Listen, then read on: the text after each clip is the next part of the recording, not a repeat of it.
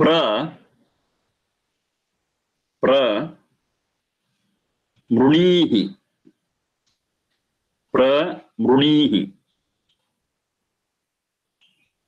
shatrun, mrunihi, shatrun, mrunihi, shatrun. Yajurveda 13:13. Mrunihi, shatrun.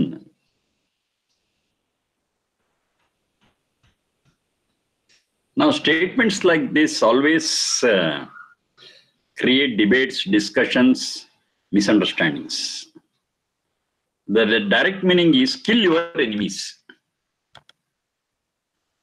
Kill your enemies well.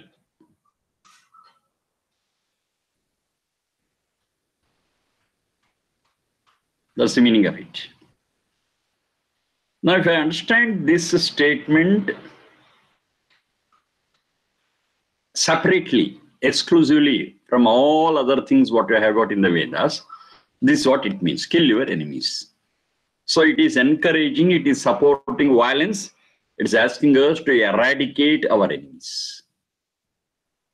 And many people do so and say, you see, you are telling Veda is so great, this and that, it is as good as any devilish thing. It's a kill your enemies. And they have got one more question. Okay, you are an enemy to him and he is an enemy to you. He kills you, you kill him. Fine, everything is over. What is the importance of Veda? What is the greatness of Veda? There's a common allegation on the Vedas. Okay, he is my enemy, I kill him. What am I to him? What am I to that person? For him, I am the enemy. He thinks me as an enemy. If I think him as enemy, he doesn't look at me as a friend. Never. So everybody is one's enemy. And everybody go on killing every other person. Go on. So this is Veda. No, something is wrong here. Something is wrong here. So to understand what enemy is, what enmity is very important. So once you understand the correct concept of enemy and enmity, yes. Now this I am doing not on my interpretation, but I make it very clear always. When you look into the other Veda mantras, which are complementary, and when you look into it with the help of other Veda mantras, these meanings derive. This piece of Veda mantra should not be studied exclusively and separately. It's a very, very important thing. The two things which are contradictory or which are very derogatory like this. Okay. Shatru. Shatru is one who harms us. Simple, in simple terms. One who harms us is a Shatru. Okay.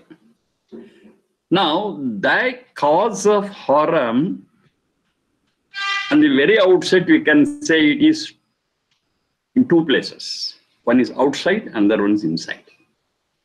There are many causes which harm us from inside. There are many causes which harm us from outside. It's a basic difference that we have to find out. Now, the things which cause problems from outside, yes, they are all visible. They are all visible. And most of them, they are tangible also. Not always, but most of the time. Tangible and visible. But the enemies which are inside, are not to be seen. You cannot see them. And also not tangible. Another very important thing. The harm caused by an external enemy comparatively is less than the harm caused by an internal enemy. This is also a very serious aspect that we have to consider.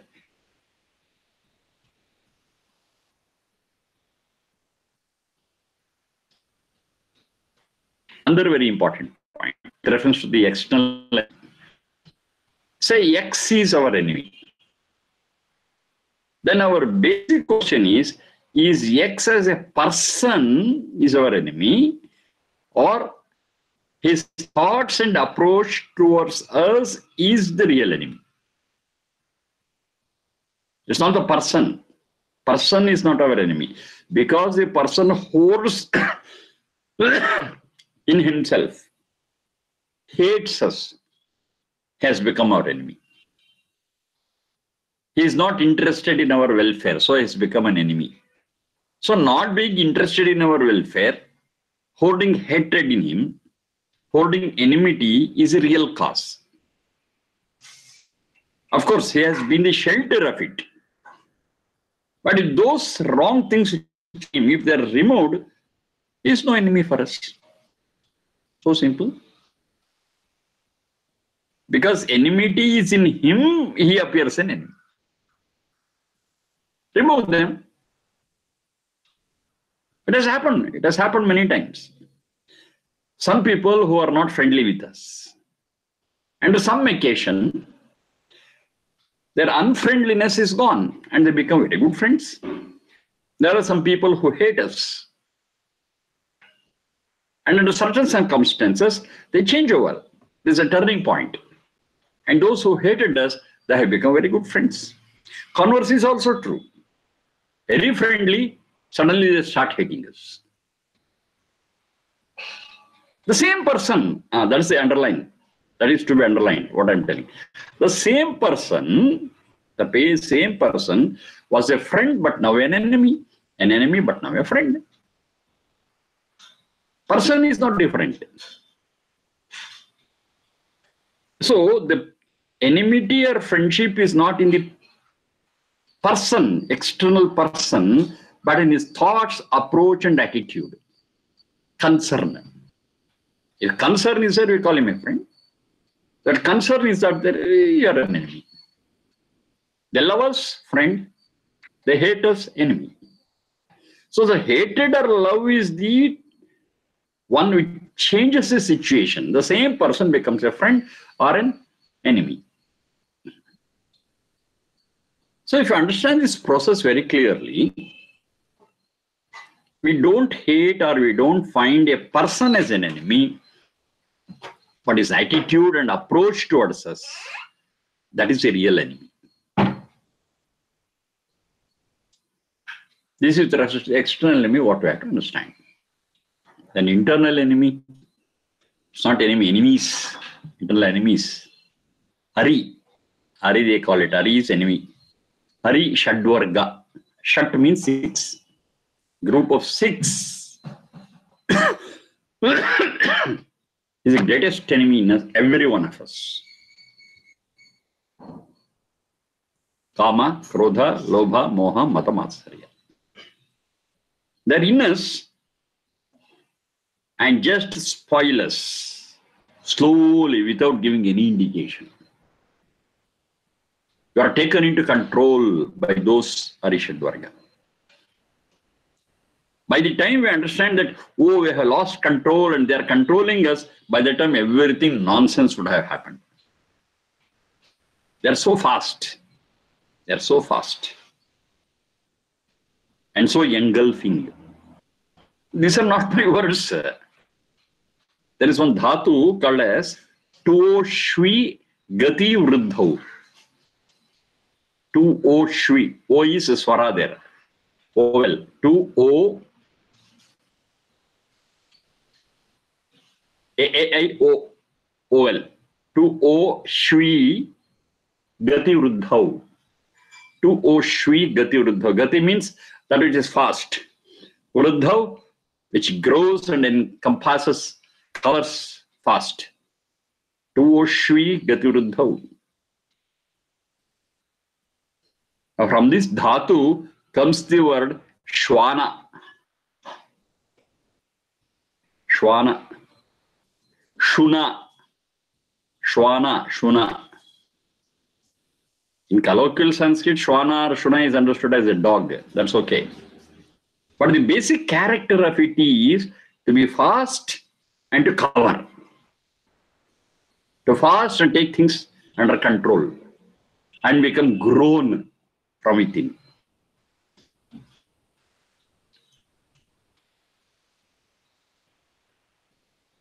And this Shwana could be positive or negative also. It's a good thing, yes, that's also a Shwana. It's a bad thing, it's also a Shwana. Most of the time, in the Vedas, the Shwana has been referred to in a negative sense. Duchuna. Duchuna. Chunai Shuna. Duhu Shuna.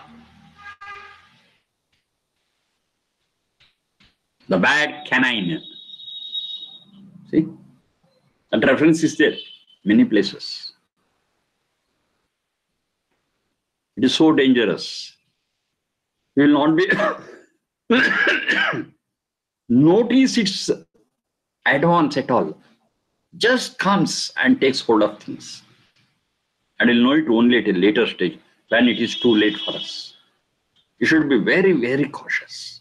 These are our internal enemies. If you are under its hold, if you are under its control and do something, most of the time it is not reversible. What has been done is done. The damage is done. I cannot reverse it. Maybe it's an effect of kama, krodha, lobha, moha, mada, matsarya. If I'm careful, I can observe its coming. It's very subtle. It's very subtle. I can find its growth in me. I can find it taking hold of me and I can prevent it if I'm very, very careful. It's a big process and it's a big training to our own selves. When I understand Shatru in this manner, yes. Now the meaning of this sentence becomes wonderful. Pramrunihi Shatrun. Shatrun, it is in Bahuvachana. Bahuvachana. It's in plural. Pramrunihi Shatrun. There are a lot of things. Onslaughts on us, externally and internally. Be alert, alert, alert. Jagrihi, we have found that word in many places. Jagrihi, we have seen that. Jagrihi is to be alert, careful, cautious. Jagrihi. Be cautious. Don't be careless. Don't take things for granted. There are so many things which affect you, externally and internally. Be careful. And once you find this enmity, not enemy, underlying, enmity, because of which a person becomes an enemy, because which I become my own enemy.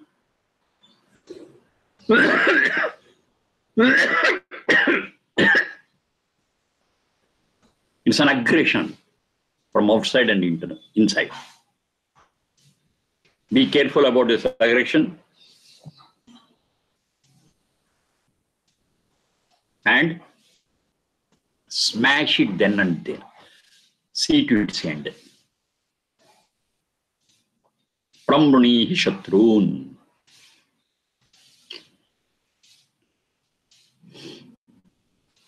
Now to understand it like this only, I am forced to, because in all other places in the Vedas, they say, Mitrasya Chakshusha Samiksha. We shall look at each other with a very friendly and cordial, harmonious look. The stress is on that. Jungle law is different. Jungle law is different. Animals which are in the forest just live on survival of the fittest. Over. But of course, there too they have got their own rules and regulations, laws, limitations. But still it is not humane. It is animal-like. So we find such things in jungle. But the same rule cannot be applied to human society. We are enlightened living beings. We got the capacity to think, analyze, and transform things inside and around us to a better thing. I got that capacity. I cannot say no. No one can say no. If they are not employing it, that's a different issue. But we have that capacity. We can create a better world for ourselves than an animal world. Animal world is natural for it. But an animal world and living like animals is not natural for us. It is very, very unnatural.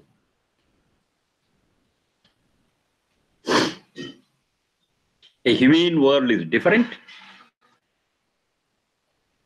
Jungle is different. What makes a difference? The very Shatrun. The very Shatrun. Animals work on only basic instincts. Nidra, Ahara, Bhaya, reproduction. Over. There's no other parameter. And it is very, very selfish. Most of the time. Many times we find that certain animals, not out of thought, but out of the circumstances, they also appear as a little cooperative, a little humane. But it's not because of thought process and understanding. Somehow it happens. But we human beings, we can follow all these things and create a better world after a lot of thinking, analysis, and practice. We are definitely not animals. We are not animals. But if we forget it and become selfish and concentrate only on Nidra, Ahara, Bhaya, Maithuna, gone. This human society becomes a jungle. That's what we are seeing. That's what we are seeing. We are not safe. We don't find love everywhere. We find enemies inside and outside. A better life, what we could have created with our own hands, we are destroying it. Very unfortunate. That too being human beings. So these sentences, from Runi hi Shatrun, it refers to the internal and external enemies, and the emphasis is on the internal enemies, killing them, overcoming them, subduing them. From Runi. So if you're attempting this and you're successful even to the extent of 10 or 20 or 30%, that's a great thing. We can achieve 100% also, that's okay. But even a part achievement of it too is very good for ourselves and the society around us and the world. We can understand certain things. Okay, being under the influence of these Shatrus, say internal. Arishadvarga, what is it you gain? What's it you gain? Basically, your spiritual strength and purity is gone. And your gain may be in the form of some materialistic things. That's all. Spiritually, you gain nothing. Spiritual is a big zero. So, what all you gain materially, to enjoy it and to take it when we die. Second part is out of question. We can take nothing with us. Even a speck of dust we cannot take when we die. It's gone. We leave everything here and get out. Nothing comes with us. It's a fact. I need not use any theory, this and that to prove it. Everyone else we can understand. Every human being can understand this. So forget about that. To enjoy it here, what's it that is needed? To enjoy anything, we need peace of mind. That's a very important thing. Vedas are not against enjoyment. Vedas are not against happiness. Materially also. But it says, if you want to enjoy it, you need to have that peace of mind and time. If you are tensed, if you are in a hurry, how can you enjoy? If you're on tension, if you're on anxiety, how can you enjoy? So, for example, enjoying ice cream. Okay, fine. Enjoying ice cream. We all can enjoy it, fine. But the question here is enjoying ice cream at the gunpoint. How can we? Even the best ice cream I cannot enjoy at the gunpoint. See? What's the difference? What's the same ice cream, the same person, the same liking? Once you can enjoy, once you cannot enjoy. Everything is same, no change at all. The difference is the gunpoint. So when I'm held at the gunpoint, I don't have that peace of mind. I'm tensed. See? When I'm under tension, when I don't have peace of mind, even the best ice cream I cannot relish. I cannot enjoy. Okay, take another example. I'm eating a beautiful dish, yummy dish which I like very much, is available. I'm eating. One morsel I have eaten. I'm about to take the second morsel and eat it. Suddenly news comes, one of my beloveds is dead. Same place, same person, same dish, which I like very much. Now suddenly I cannot release it because my beloved is dead there. See, the whole thing changes dramatically. When the whole thing changes, when I'm inflicted with sorrow, with bereavement, the same thing which I was enjoying a moment ago, now I cannot. Think over, think over. Am I lying? Am I telling a story? No. It's reality. It has happened. It has happened to us.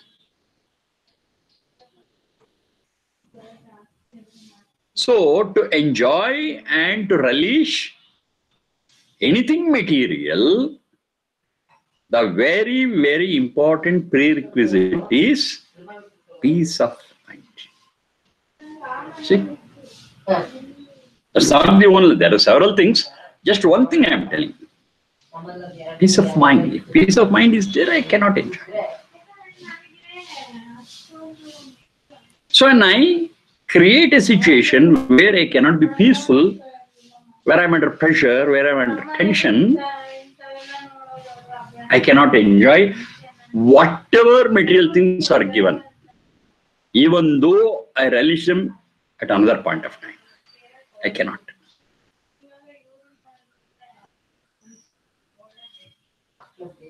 So they have got their own limitations.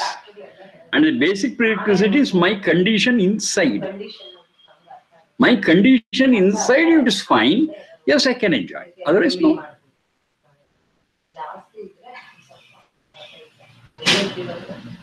If the condition in me is not tempered, is not geared up, the whole material thing is a big waste for me.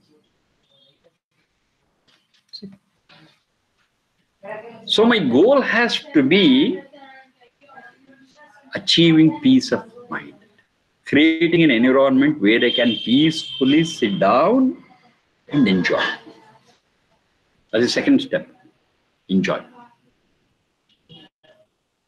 Now, if I'm peaceful, if I'm comfortable inside, even if there are little changes, little alterations in the material things, it doesn't matter at all. I can enjoy it still. Because of peace of mind. So actual happiness, the actual enjoyment is in the peace of mind, not in the material.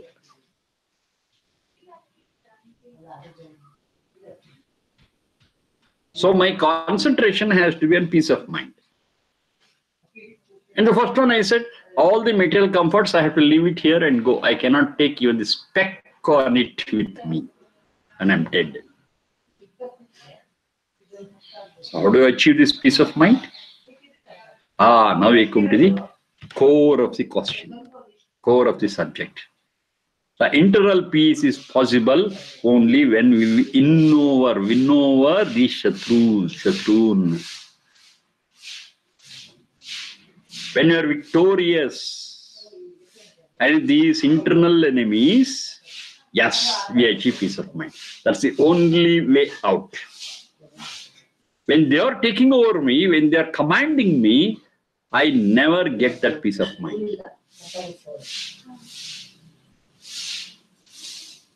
I'm telling to win over them. I'm very clear about that. To win over them.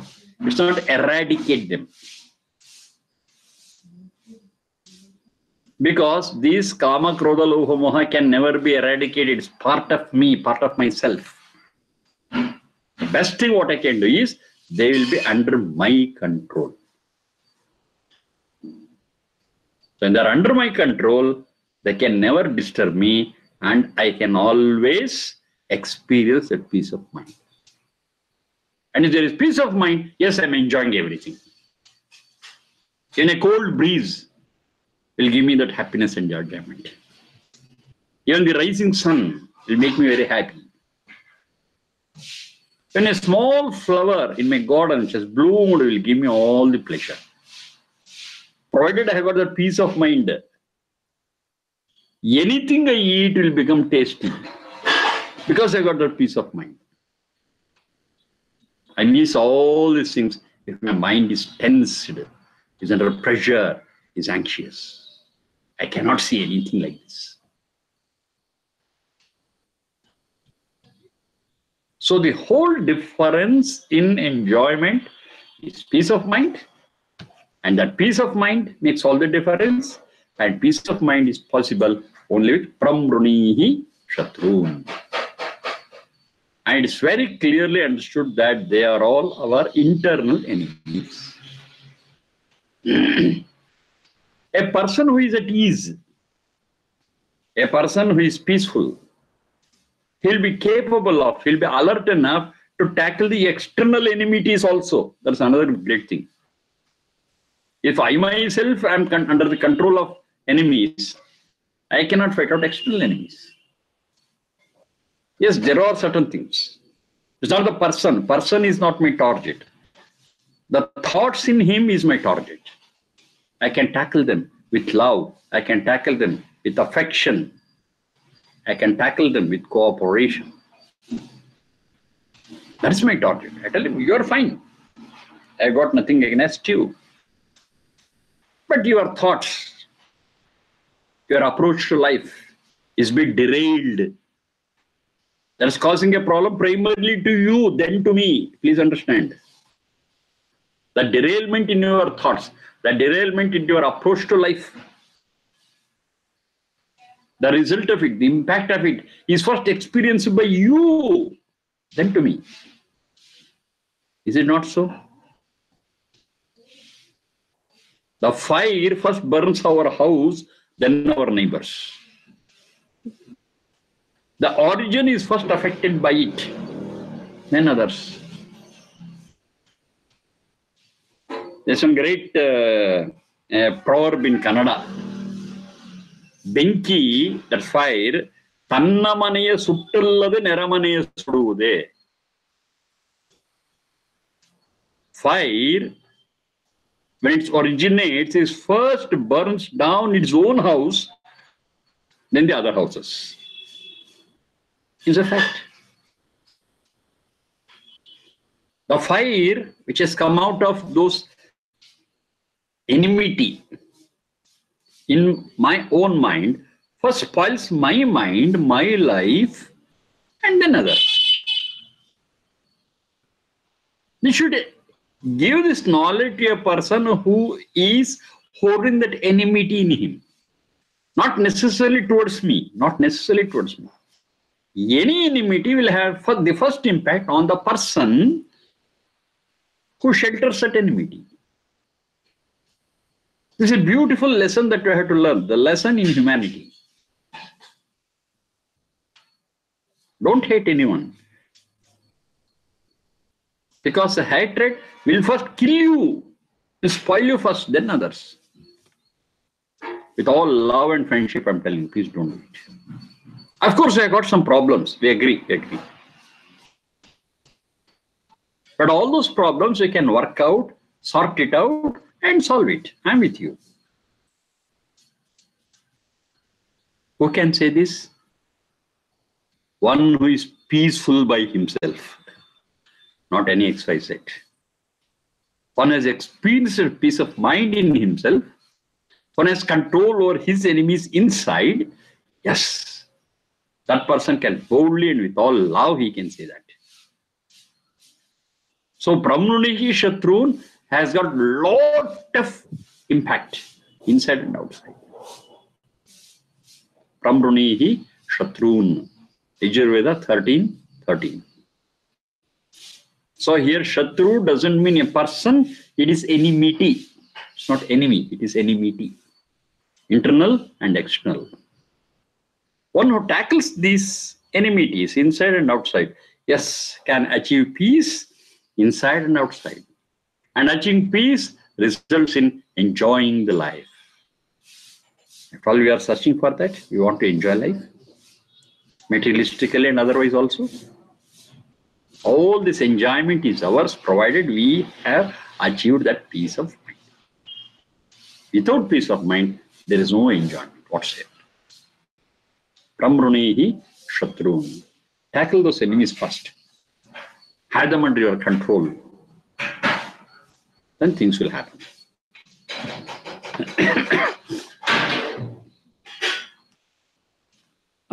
In the emergency late internet is there, but power is not there. 1 second.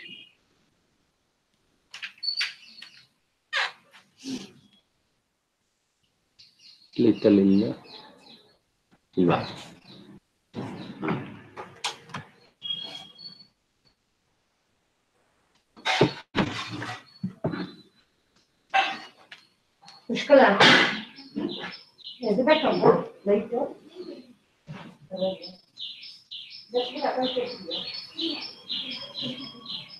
Madhvir Naha.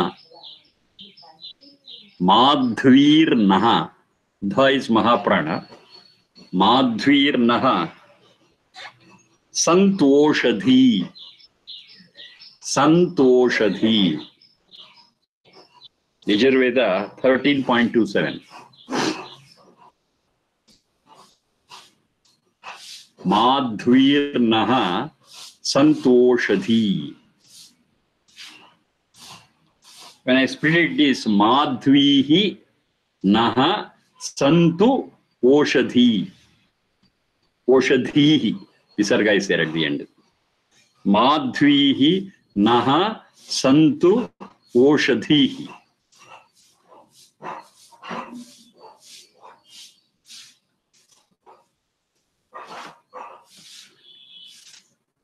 Madhumanno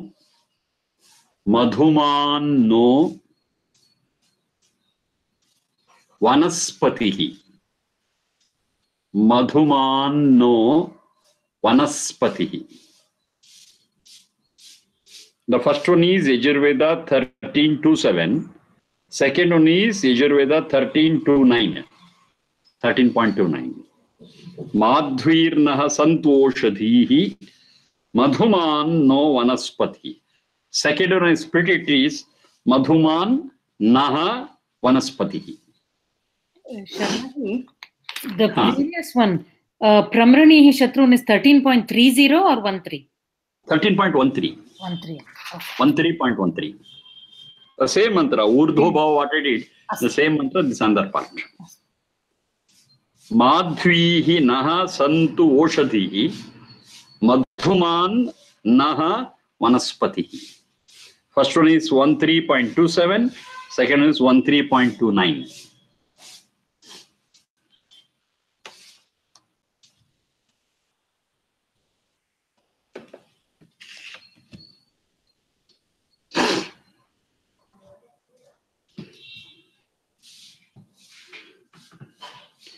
So here, Madhu Oshadhi, Vanaspati.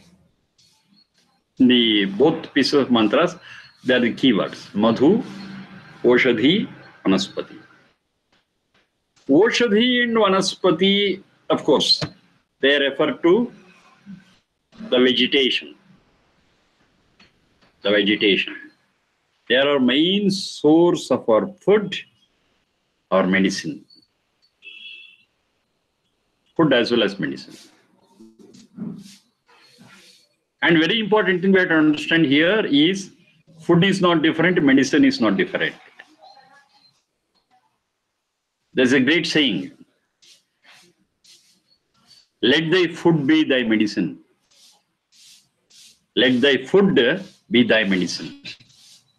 So we don't consider food as different, medicine as different.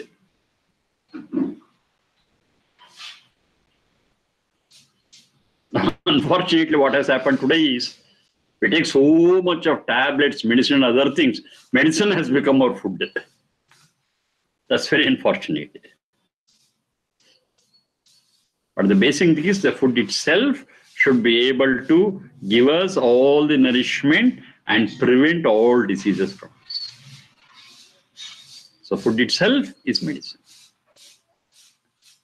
Of course, we understand, if you understand the parameters, what they give for food in the Vedas, yes, what I'm telling is confirmed. They say the food should have all these qualities. If your food doesn't have all these qualities, you eat and you need medicine. But if you follow these parameters, these conditions, and take food in that manner, then food itself is sufficient for our existence and it will not be diseased, and medicine itself is not required.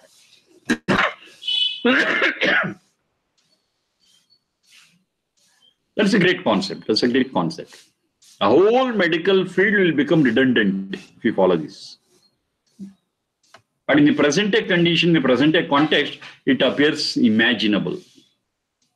It appears that it is utopian. Utopian is something which cannot be realized. Okay, that's the condition today. But better we move towards it. Now, Oshadhi and Vanaspati. Oshadhi and Vanaspati. So there is a small difference between Oshadhi and Vanaspati. All are vegetation only. Oshadhi is one, the produce we get once. If I want again, I have to start from scratch and get it again. Paddy, very simple example, paddy. Once I take the crown out of that paddy, maybe jowar, maybe wheat. Once I take the crown out of it, over. If I want again paddy or wheat, I have to start from scratch. I have to till, I have to sow and see that it grows, and finally I get the crown. Not that I get it again and again. Remove the crown, another crown will come. No, it doesn't happen like that. Crown andre gotta Varun? Varun. Tene. Tenige crown anta kareeತಾರೆ. Okay. Huh? Okay, Hello? sir. That. ಗೊತ್ತಿತ್ತಾ? ಇಲ್ಲ sir. ತೆನೆ ಗೊತ್ತಿತ್ತು. ತೆನೆ. ತೆನೆಗೆ English crown ಅಂತಾರೆ. ಕಿರೀಟ ಬೇರೆ, ತೆನೆಗೂ ಕೂಡ crown ಅಂತ ಕರೀತಾರೆ. Okay. So once we harvest the crown, that's the end of it. Now it becomes a fodder, and if I want another crown, I have to start from scratch. That's an Oshadhi. Oshadhi. Vanaspati is not like that. Vanaspati is something, if I grow it once, perennially I get the produce. Coconut, jackfruit, mango, apple, anything. Leech.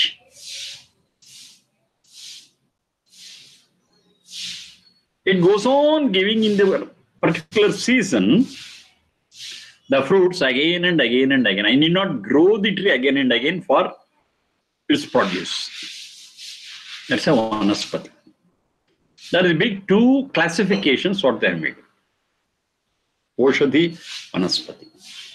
Vanaspati, it is one-time effort. And for coming so many years, yes, I go on getting produced.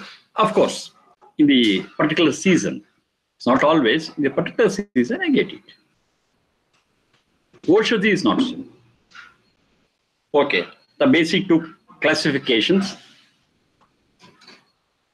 Oshadhi, Vanaspati, and Madhu, that's another thing. Madhu is that which is sweet, basic meaning. The next one is the health-giving and tasty.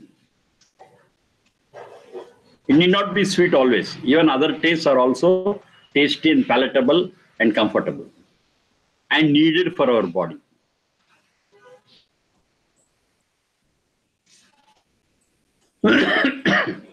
Needed for our sustenance. Now let it be full of nutrient and sustaining quality. That is Madhuman. Let our Oshadhi and let our Vanaspati be like that. Madhvihi, Naha, our. So to understand Naha also very well.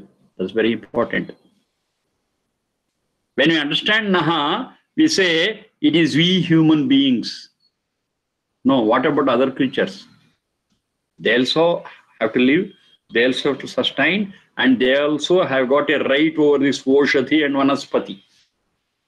This I have forgotten. When I say no, it is we human beings. So we have got a right to all these Oshadhi and Vanaspati, and if anybody intrudes, if anybody trespasses, kill them, pesticide, fungicide, this side, that side. See. That has been our approach. But it says, Naha, it is all creatures. Let it be sweet. Let it be nourishing to all creatures. They are also part of the ecology.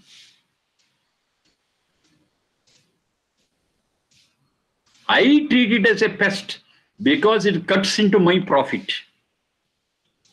But are you the only owner of that Oshadhi or Vanaspati? No. They are also part of ecology. They have got their own role to play. They also want to live, sustain. Give it share. Don't worry about it. This is the approach towards the Oshadhi and Vanaspati that we should have. A mango tree. Don't think that every mango that is grown on the tree is yours. Naha is not you only. There are parrots who live on that. If you feel that parrots eat more, grow more mango trees. That's all. Leave a few for them and take something with you. Share with them. They are all part of the ecology. Parrots have got their own role to play. Squirrels, they have got their own role to play. Monkeys, they have got their own role to play. And they are part of the ecology. Don't snatch. Where do you find that word? Don't snatch. Magridaha. Wonderful. It's there in Yajurveda. 40.1. Magridaha. Don't snatch. Share. Sharing is very great compared to Magridaha. Gridaha. Don't snatch. Share. We shall all live together. They have got their own role to play. Sometimes it is very clear, evident as to what role they are playing. Sometimes we will never know what it is. By the time we know, it will be too late. A great example we have got in Mauritius about this, the role other creatures play. In Mauritius, it's extinct, we had a bird called dodo. Dodo. It was a flightless bird. It could not fly along. It was hopping actually. Hopping bird. So when people invaded Mauritius, They found this bird, a hopping bird, and it's an easy target.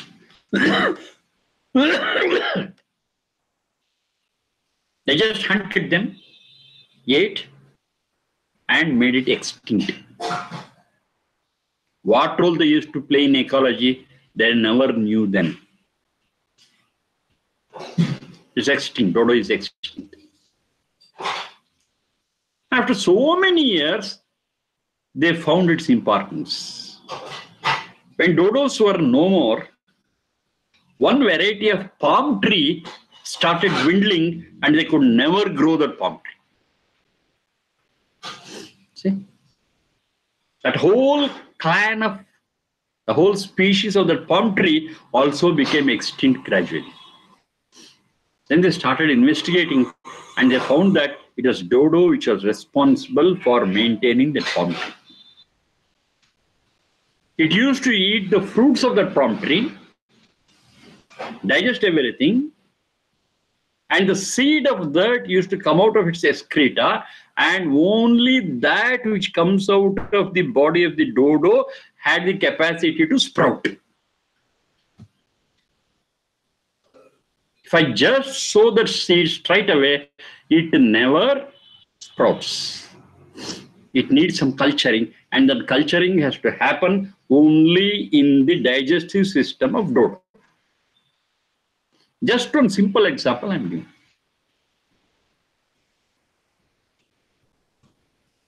And dodos are no more.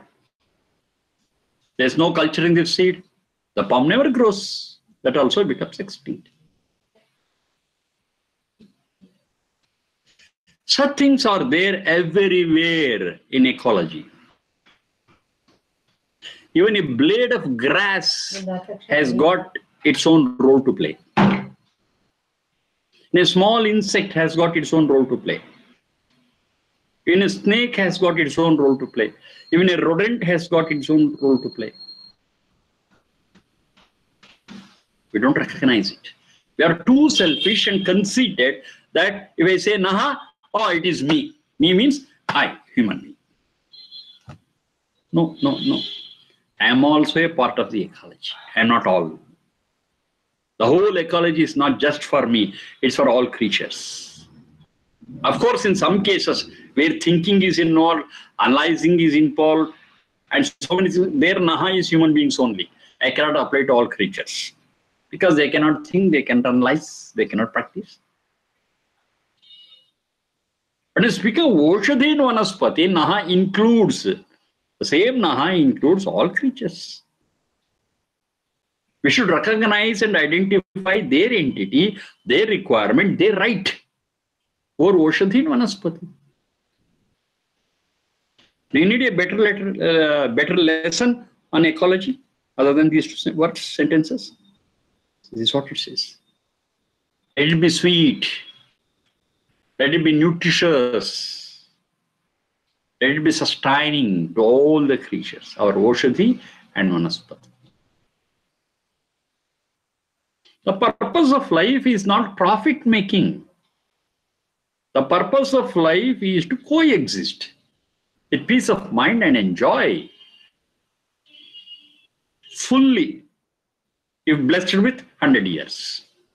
That's all. And during that process, enjoyment is on one side, on the other side. As a human being, improve your spiritual purity and strength. Over. Kick the bucket and get out. Over. It's not profit making, it's not profiteering. It is not preying on other creatures. It is not fighting with other creatures. But I understood everything wrongly, topsy-turvy. So I have made this whole world, which could have been a heaven, I have converted it to hell. We are not peaceful. We are not tension-free. Not only we are causing others also to be under tension. No. Madhvir naha santu oshadhihi madhumanno vanaspatihi. Now what happens if I have got the profit motive? I want to grow more. I'm avaricious. Why grow more? Nature has given us sufficient things for all of us. Nature can cater to all our needs, but never greeds. There's a lot of difference between need and greed. So because of my greed, what is that greed? Lobha, one of my enemies, internal enemy. That's what we saw just now. Shatrun, it's one among them. Greed. You lose yourself and you create problems for yourself and the whole world around. Because you think more you get, you can be more happy. No. It's not more you get that makes you happy. It is peace of mind that you can enjoy and make you happy.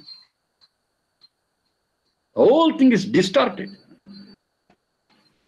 You may have less, doesn't matter. If you got peace of mind, you can enjoy every piece of it, every moment of it. If you got peace of mind. The point is there. The focus is there. The core is there. If I don't have that peace of mind, any amount of material things will not make you happy. So it is that peace of mind that makes all the difference. Have that, even if it's little, wonderful, doesn't matter at all. Say for example, I have got 100, just quantifying it. I got 100 material things. And you don't have that peace of mind. All the 100 will go a waste.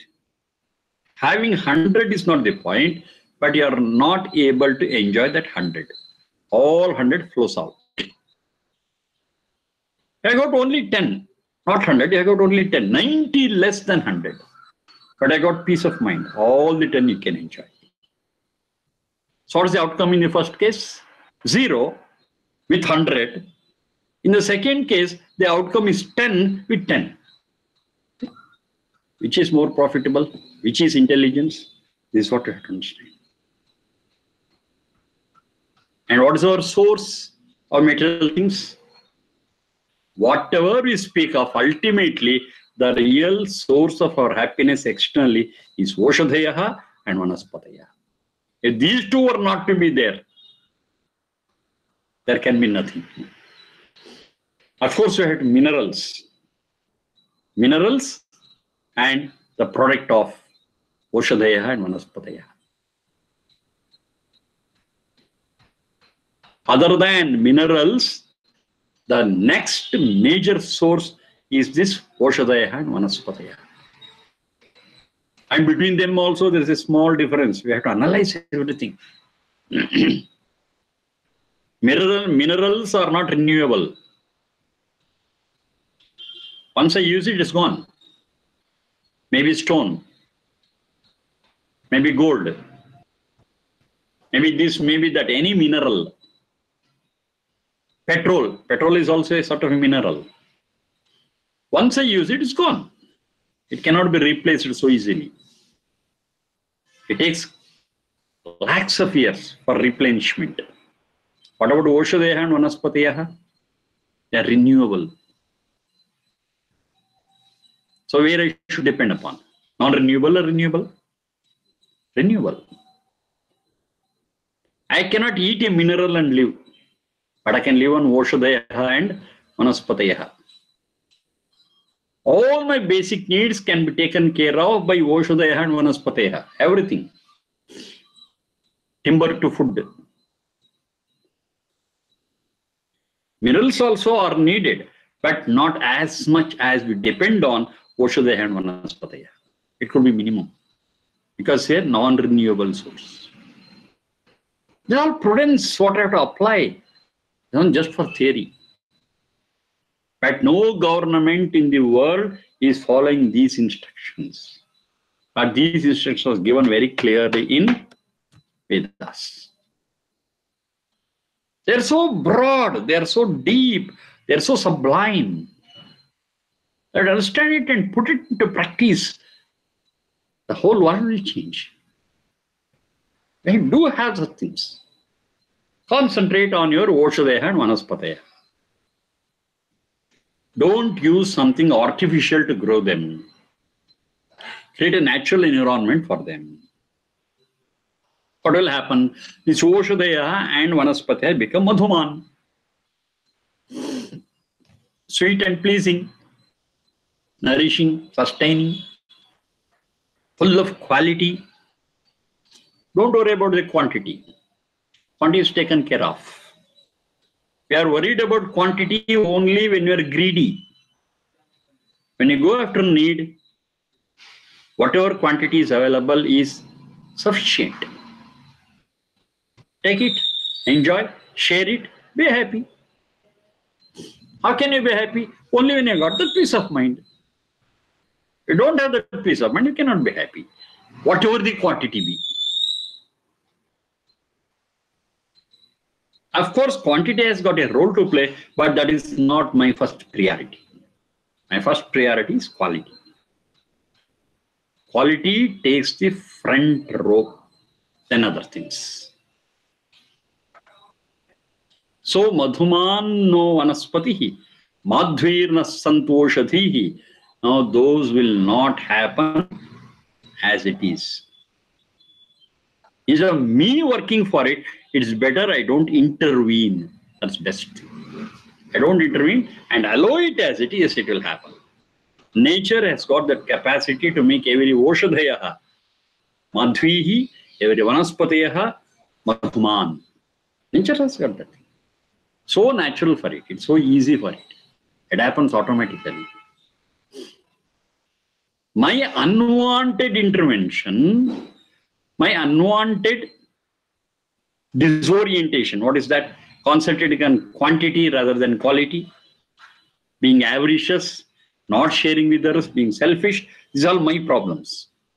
These are all my shatrus. These are all my enemies.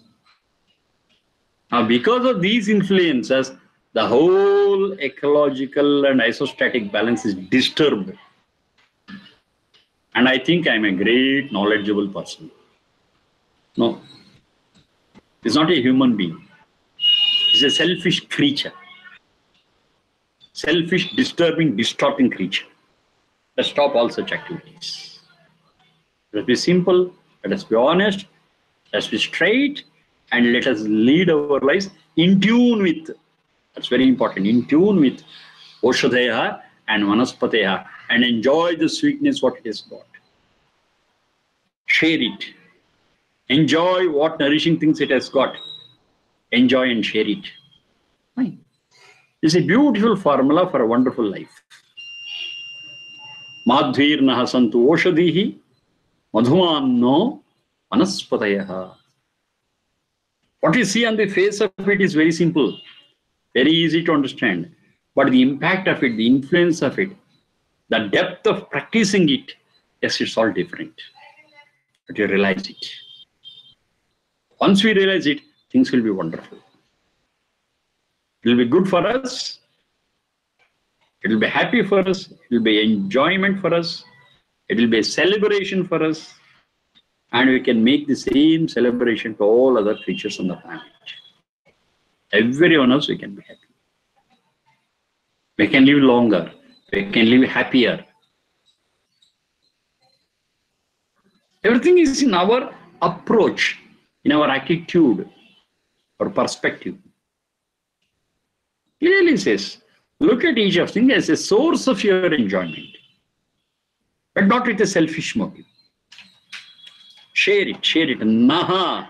Naha means not only me, human being, but all creatures. They are all my fellow beings.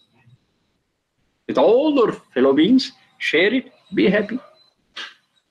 They have got their own role to play, and if they continue to play their role, yes, it is beneficial to the whole world, and you are a part of it, you will be benefited. Madhvirnaha santu oshadhihi madhumanno vanaspatayaha. This is the greatness of Veda. What we could have explained in a dozen of doctorate theses, It puts it in just few words.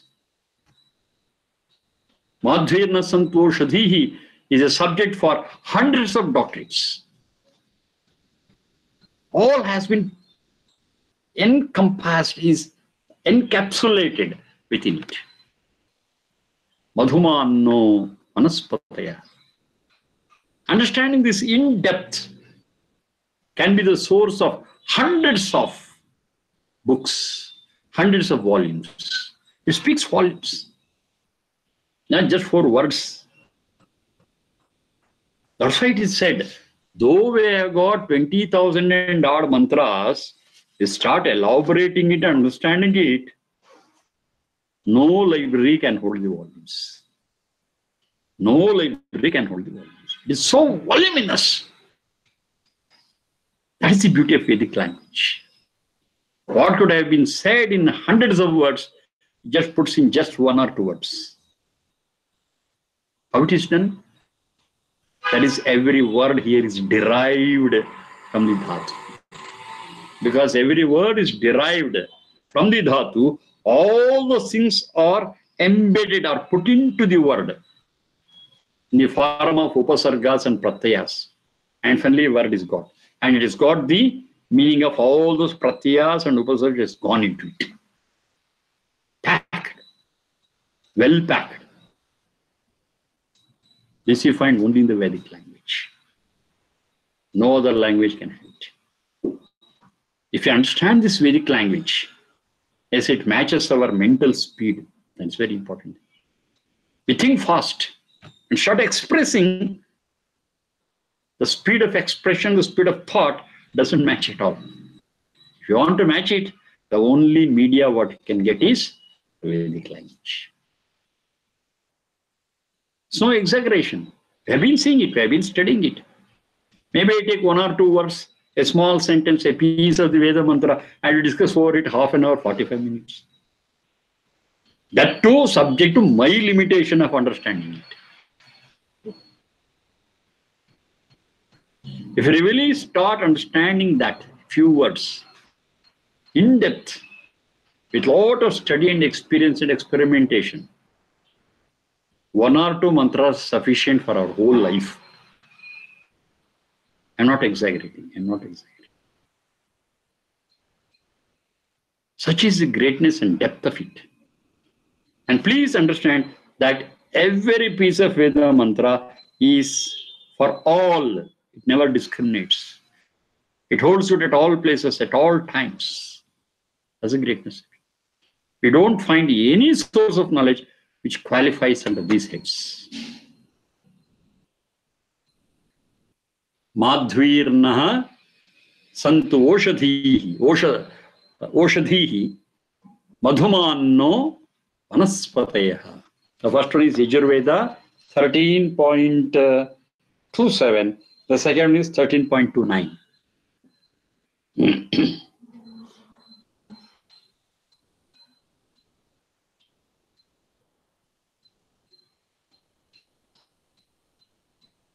Ishe Raye. Ishe, Sha is Murdhanya. Ishe Raye Ramaswa. Ishe Raye Ramaswa. Ishe Raye Ramaswa. 13.35. Ramaswa is to enjoy. That's what we are discussing. So it's elaborated here. Maybe there are only 3 words, Ishe Raye Ramaswa, but speak of the whole concept of enjoyment. That is Yajurveda 13.35. 13.35. Okay, we'll start from that in the next class. Thank you very much.